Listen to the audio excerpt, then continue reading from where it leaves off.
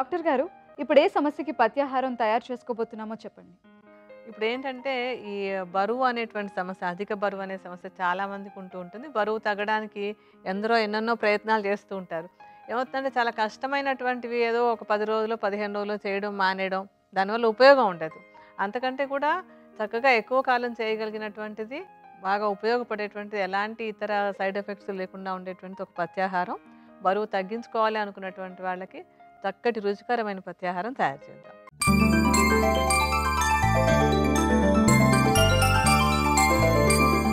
బరువు తగ్గాలనుకున్న వారికి పథ్యాహారానికి కావలసిన పదార్థాలు: క్యాబేజ్, క్యారెట్, క్యాప్సికమ్, ఉల్లిపాయలు, గోధుమ పిండి, శనగపిండి, ఉప్పు, మిరియాలు, నూనె. కావలసిన పదార్థాలు చూసారు కదా. ఇప్పుడు పథ్యాహారం తయారీ విధానం డాక్టర్ గారిని అడిగి తెలుసుకుందాం. డాక్టర్ గారు, ఈ పథ్యాహారం ఎలా తయారు చేయాలి? చాలా ఈజీగా చేసుకోవచ్చు. హాయిగా అన్నీ మన ఇంట్లో ఉండేటువంటి పదార్థాలతోటే చేసుకుంటాం. ఇది ఎవరైనా కూడా చేసుకోవచ్చు అనమాట. అండ్ ఏ వయసు వాళ్ళైనా కూడా తినొచ్చు దీన్ని. ఇది చేసుకోవడానికి మనం మొట్టమొదట క్యాబేజీ తీసుకుందాం. క్యాబేజీ అనేది మామూలుగా కూడా బరువు తగ్గడానికి చాలా ఉపయోగపడుతుంది. ఇందులో పెద్దగా క్యాలరీస్ అది ఏమీ ఉండవు. ఒట్టిగా కూడా క్యాబేజీ తీసుకున్నా కూడా బరువు తగ్గడానికి తోడ్పడుతుంది అనమాట. ఆ క్యాబేజీని సన్నగా తరిగేసుకుని సుమారుగా 1 కప్పు పరిమాణంలో క్యాబేజీ ముక్కల్ని తీసుకోవాలి. తర్వాత మనం తీసుకోబోయేటువంటిది క్యారెట్.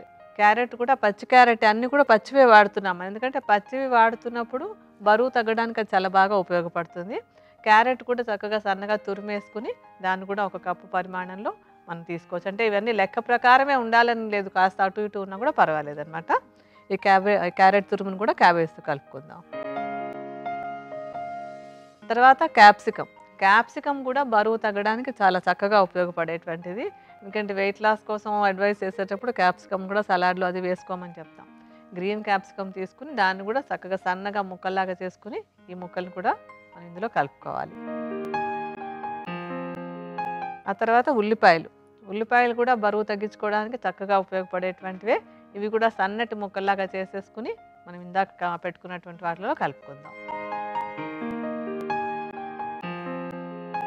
తర్వాత ఇందులో కొద్దిగా ఉప్పు, 1 అర చెంచాడు మిరియాల పొడి కలుపుకోవాలి.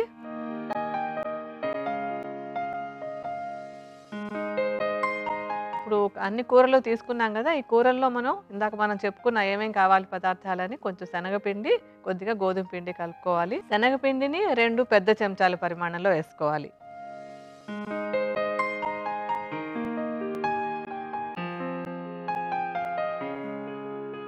ఇంకా గోధుమ పిండిని 1 పెద్ద చెంచాడు, ఇది కూడా అందులో కలిపేద్దాం. ఇప్పుడు ఏంటంటే అన్నీ తీసుకున్నాం కదా, కావాల్సినటువంటి అన్నిని, వీటన్నింటిలోనూ కొద్దిగా నీరు పోసుకుని ఈ పిండిని కొంచెం గట్టిగా కలుపుకోవాలి మనం.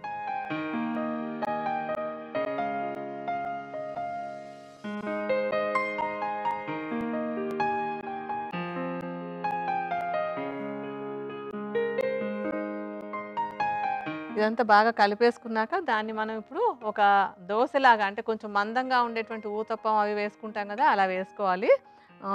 స్టవ్ వెలిగించి పెనం పెట్టుకుందాం. పెనం కాలింది కదా, కొద్దిగా నూనె వేసి, ఎక్కువ వేయకూడదు మనం, ఎందుకంటే బరువు తగ్గడం కోసం వేసుకుంటున్నాం కదా, కొద్దిగా వేయండి. ఇప్పుడు ఆ మిశ్రమాన్ని మందంగా ఒక దోశలాగా వేసుకోవాలి.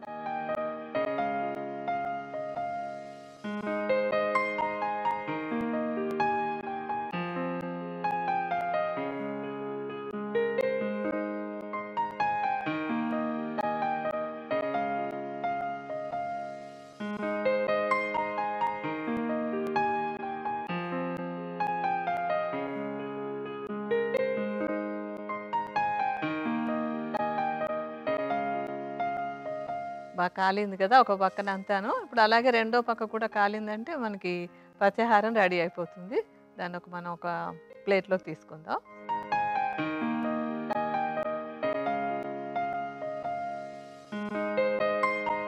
సో మన పథ్యాహారం రెడీ అయిపోయిందమ్మా. మంచి వాసన, అది కూడా బాగుంది కదా, తెలుస్తుందా మీకు? అది తినడానికి కూడా చాలా రుచిగా ఉంటుంది. ఏంటంటే బరువు తగ్గడానికి కొన్ని పదార్థాలు తినాలంటే ఇష్టం ఉండదు, అలా బలవంతంగా తినాల్సి వస్తూ ఉంటుంది, ఎక్కువ రోజులు చేయలేము. ఇది చాలా టేస్టీగా ఉంటుంది, హెల్దీగా ఉంటుంది, అరుగుదల కూడా బాగుంటుంది, ఎవరైనా హ్యాపీగా తినొచ్చు అనమాట. మరి ఈ పథ్యాహారం ఎప్పుడు ఏ విధంగా తీసుకోవాలి? అంటే రోజులో ఉదయం బ్రేక్‌ఫాస్ట్‌లో గానీ, లేకపోతే సాయంత్రం ఇంకా భోజనం మానేసి కేవలం ఒక స్నాక్ లాగా దీన్ని గానీ రెగ్యులర్‌గా ఒక 2 తీసుకోవచ్చు. ఉదయం ఒక 2 కానీ, లేకపోతే సాయంత్రం 2 కానీ. రోజులో ఒక పూట ఇది మాత్రమే ఆహారంగా పెట్టుకొని చేసుకున్నట్టయితే గనక బరువు తగ్గడానికి ఈ పథ్యాహారం చక్కగా ఉపయోగపడుతుంది.